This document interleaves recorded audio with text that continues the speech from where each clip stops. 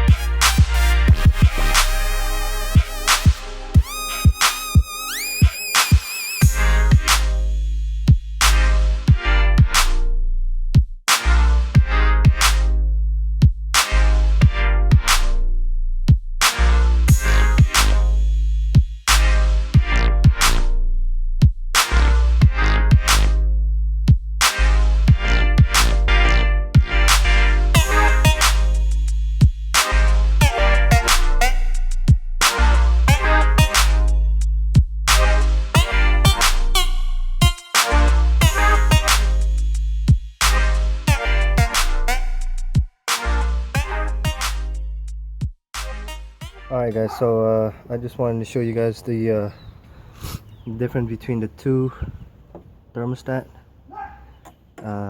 This is the new one that I got from AutoZone, and this is the one I got from the car. So it's a significant difference in the shape and size, but I think the this part right here, it's the same. So I think it'll work, but it's just it's significantly different from underneath. I also notice is that this old one, which I assume it's the OEM, it still has a tag on there that says 97 right there. This one has like a rubber gasket underneath, and then a rubber gasket up there. Now the one from AutoZone doesn't have that. Doesn't have a rubber gasket up top, and it doesn't have a rubber gasket at the bottom. And then the bottom plate is also different. Now, like I said, I'm assuming that it should fit properly. Now, function wise, I'm not sure. I'm gonna have to go and test it out. If it doesn't work, I'm gonna have to take it off and return it, and maybe get an original one. And this is one of those parts where I really hate using aftermarket, just because thermostat is kind of sensitive with the temperature. So I'm gonna test it out and see how it goes. But this new thermostat also didn't come with a gasket, which I'm kind of pissed about. It doesn't come with a gasket, so I have to use the old one. Luckily, the old one is not bad. There's no cracks in there, so I should be able to make it work. I just put it on. It's a little dirty, but there's no cracks, so it should be okay. Alright guys, just wanted to show you guys that. Now I'm gonna be putting it on right there, if you guys can see it. I'm gonna clean out the little area around it just so it sits properly. Alright, okay.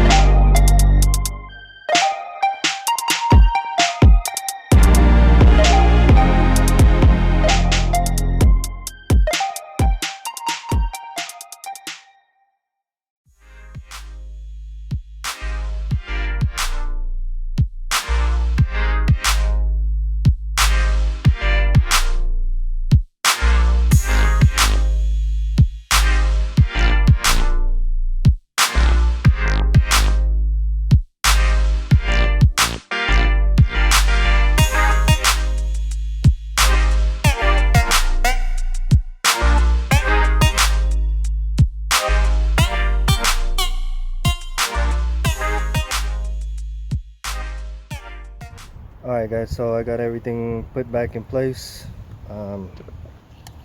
Put a battery in there too, and I got all the hoses and everything back. Now it's just time to test it out and see if it's still gonna overheat. I'm gonna put some more coolant before I take it for a test drive, and you know, I'll just report to you guys if that is a problem. Now I think it is the problem, you know, as I showed on the previous clip, that, you know, that thermostat is fully worn out. You know, the rubber seal around the opening, it's all brittle and chipped out already. So I think that is the problem, and I'm hoping replacing that would fix the issue. So alright guys, I'm gonna go take her for a test drive and let you guys know what happened.